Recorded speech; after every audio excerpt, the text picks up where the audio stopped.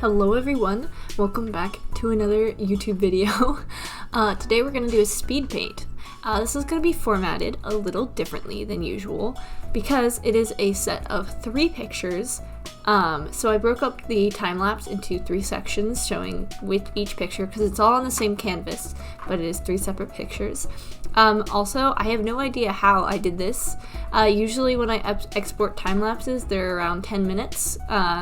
And, you know, I've had some be 14 minutes is usually the max amount of time that I've done for, like, art pieces that take me a while. And I have no idea how I managed to do 3 fully rendered drawings and export it into an 8-minute time-lapse. So I'm just kind of baffled at myself. I don't know how I did that so fast. But that's okay. Regardless, let's just get right into it. We'll just go first picture, first video, second picture, second video, third picture, third video. Just as that's the outline for today's video. So hope you enjoy. Alright, so this is the first drawing. It doesn't look anime related, but I promise it is. Once you see the second one and especially the third one, it will make sense. But first, it's just this guy. I'm very proud of how this turned out. I really like how soft I made the hands look and how, I guess 3D, or they're just not blending into the background, and I really like that. They don't look flat. It looks like it's 2 separate planes, like there's a background and then there's the hands, and I really like that. And the picture is supposed to be purposely kind of, you know, not in focus, so I know it is like a big black blob. But yeah, this is the first one. Let's get into the time-lapse for it. Alright, so just getting right into it. I took a picture of my hands to help with the perspective for this, but other than that, I didn't use too many references. I used one for Bakugo's shirt right here, right there, because I just didn't know how it sat. You'll notice that I sketched out all 3 of them first, and then I went back to painting and coloring them one by one. So this is a brief look at all of them, but let's focus on the first one for right now. Just doing the base colors, blocking it out. By the way, these aren't really supposed to be anyone's hands in particular. Like, I don't know, they're not really supposed to be like a certain person's hand. I just have them as hands, so they can be whoever hands you want. They can be your hands if you so desire. But yeah, they're not really supposed to be anyone in particulars. Yep, and just, you know, adding some colors and details, you know, making the hands look like they're not just sitting on the table and like they're popping out a little. I tried to not blend everything like quite so much because I know my art has a bit of a smoothness to it that real people's skin doesn't have, and I know I need to work on that, so I tried not to blend it as much, and I think it worked really well. I think I think it's definitely something I can improve on. Like, I'm not completely there yet, but I think I did a good job with not blending all the way. I think it made it look much better.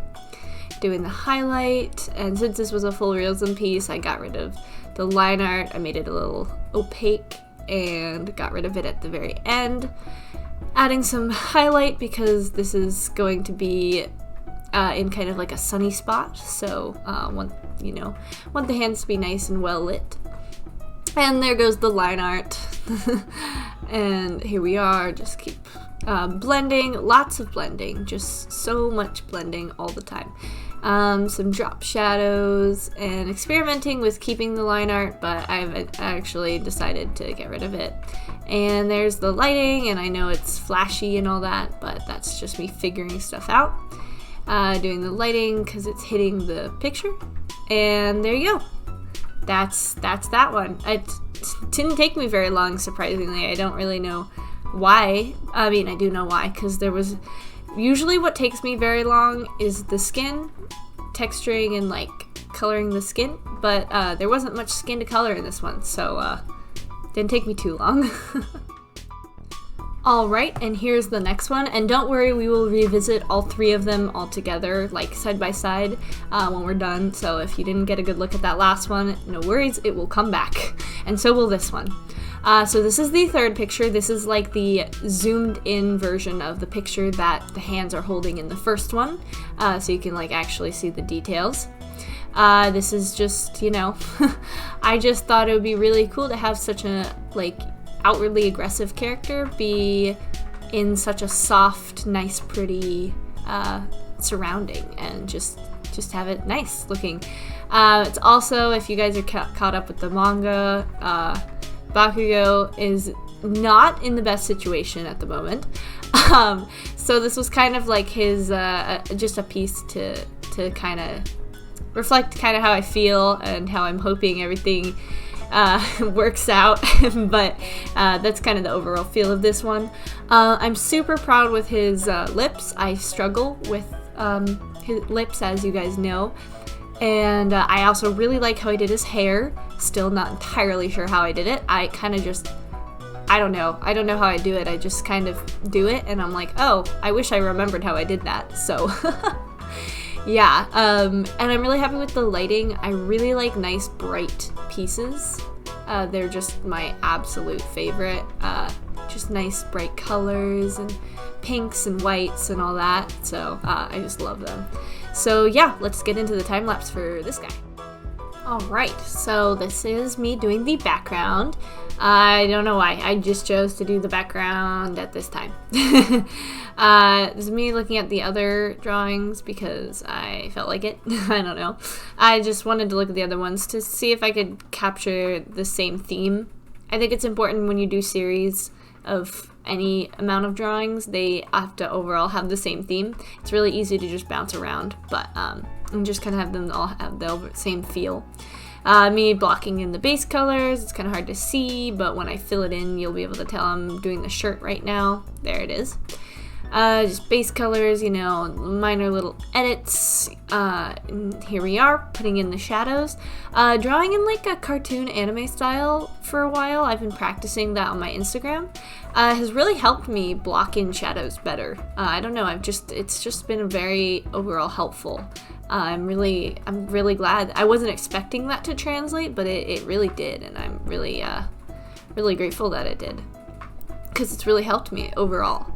But adding some more, just little shadows and stuff, you know, not too complicated. There isn't too much of his skin showing, again, so not, you know, don't have to go overly complicated. I've actually just recently redone how I do ears, so if for some reason this ear isn't the most realistic or it bothers you, I've actually started doing it differently now, so yeah. I watched a video on TikTok of it, and I was like not really paying attention, and then I went to draw that night, and I was like, oh, this person, you know, was right. This is actually a really good way of doing it, and the way he had explained it to me was really nice. So I started doing it. I wish I could tell you who it was, but it was just some random video in my following feed, or not in my following, my For You page. I wasn't following the person. So I promise it looks better than this. I know it looks weird. It's like half finished. And it looks weird without the line art. It's really weird how different a picture can look before you've added the like eyelashes and after. It's really weird. It just changes it immediately. This is me adding the eyelashes because I got annoyed with how weird it looked without them. So here's me doing the hair, and you'll actually see later I changed the shape of it a little because I didn't like it. But I will do that later, you'll see. Adding the shadowing and the highlights, and then feathering it. This is one of my favorite parts because it just makes the hair look so soft and so just like nice to touch. And I kind of self-taught myself. I taught myself how to do hair, so if it's not exactly what you're used to or how your art teacher told you how to do hair, well, that's probably because I made it up myself. So I kind of like how I do hair. I like how I do hair, so that's just how I do it. But I did teach myself, so I'm sure there's probably gaps or something that, you know, I'm probably missing some things and whatnot.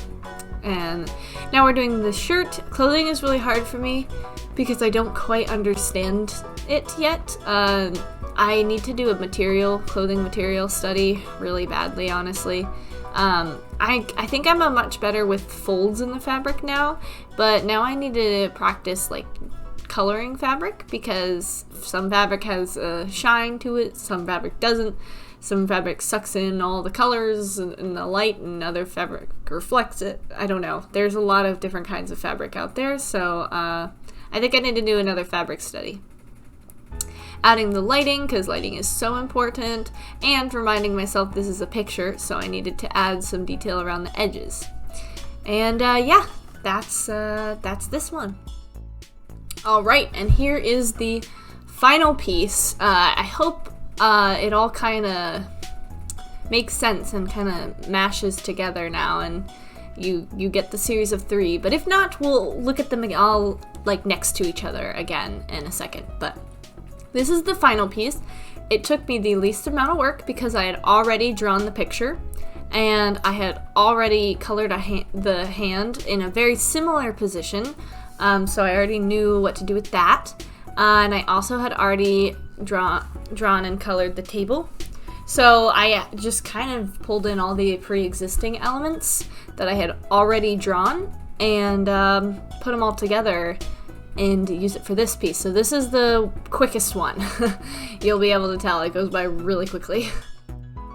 Alright, so I just grabbed my picture from the previous painting, and I just kind of distorted it so it could, you know, sit there and like be on the right angle, and you know, just kind of workshopping it so it looks like it's a picture sitting on a table instead of like a flat piece of painting that I had just done. And I did the skin slightly different colors because it is, as you will see, actually I won't spoil it for you, but you will see the lighting's going to be different in this piece. Well, you saw it actually. The lighting's different in this piece. It's now nighttime, so I did the shading a little bit differently. It's a little bit darker, a little less warm, a little on the cooler side of the skin tones. And there's not as much highlight as there was in the previous one. And here we go, just making it all pop a little, just adding. It's so important to add that little shine to the nail, because otherwise it just looks like a weird part of the skin, and yeah, it could be better. So yeah, that was literally it, and then the rest of this is me trying to figure out the lighting. So sorry for all the flashing, but I was really just trying to figure out what I want to do with the lighting. I forgot about the teardrops, so this is me putting those back in there. And yeah, just adding little details. Now that I had decided where the light was, I could add highlight to the hand where it was hitting. And then just adding some darker shadows, because one thing you have to remember is when you add bright light, you also have to add darker shadows, because that's how light works. If there's really bright lights, there's also really dark shadows. But if there's kind of not super bright lights, then the shadows aren't as dark either. But yeah, that's the final piece, and we'll go and see them all 3 right now. All right, and here are all 3 of them together. I know my big head and ears are in the way of the third one, but you get the idea. You just saw the third one too. So here's all of them together. I actually ended up adding cherry blossom petals to the middle one. I just thought it needed a little something, and I thought it would be really cool to have things that are kind of out of focus in the foreground. I thought it was like, why not? But yeah, these are all 3 of them. I'm so astonished with how quickly I ended up doing this. For full rendered pieces, 3 of them, I just am so surprised that I managed to do it that quickly. I don't know how I did that. I don't think I could do that now. But yeah, this is all 3 of them. They're the middle one is up on my print shop. I didn't put the other 2 up because I don't know, I just didn't feel like they were good standalone pieces. Like, I think the middle one is fine on its own, but the other two, I feel like you need the whole thing to tell the story. So the other two, the two with the hands in it, are not on my print shop, but the middle one is if you are interested in getting a better quality picture of it, or you just want it as a poster. It's also up on my Instagram. All three of them are up on my Instagram if you want to check those out. Much better quality, and you can like zoom in and stuff. But yeah, this is them. I will be having another video coming soon. It's gonna be another fusion series. I'm so excited. I love those videos so much. So yeah, keep your eye out for that. And as I said in the previous video, the speed paints will be slowing down just a little because I don't do fully rendered pieces all the time, so I just don't have that many, and we've been kind of doing older pieces that I'm still proud of, but they are older on this channel, so yeah, I'm just running out. But that's okay, because I have a new series that I have decided to start. But I think I'm also going to continue doing game highlights, because I'm only going to be playing like a game that I could do highlights for once a week. So I think I'm going to be bringing it back. It never really left, but I'm going to start doing those again. Just because I think they're fun, and you know, it was a lot of work, but I don't mind. Especially if it's only once a week. It was kind of hard when it was like every other day, but if it's once a week, I think I'll manage. But obviously this is my channel, so I can make that decision, but just thought I'd give you guys what I'm thinking. But anyways, that's all I have for you today. I hope you enjoyed. If you want to support me in any way, shape, or form, drop me a follow, a subscriber, a like, a comment. If you are incredibly generous and are able to, you could become a Patreon, or you could buy a print from my shop, or even just give me a little couple bucks on Ko-Fi for me to buy you know, food and stuff. That would be fantastic, but no pressure. I really want my channel and content to be accessible to basically everyone. I still do need to make a living off of this, but I want it to be accessible to everyone. So no pressure whatsoever. But as a small creator, I always appreciate whatever. But yeah, that's all I have for you today. Check my link tree for my other stuff if you're interested. And I shall see everyone next time with another fusion series. And even I don't know who it's going to be, because you guys see me spin the wheel every time. So I don't even know who it's going to be. I'm super excited though. Alright, I'll see you guys later.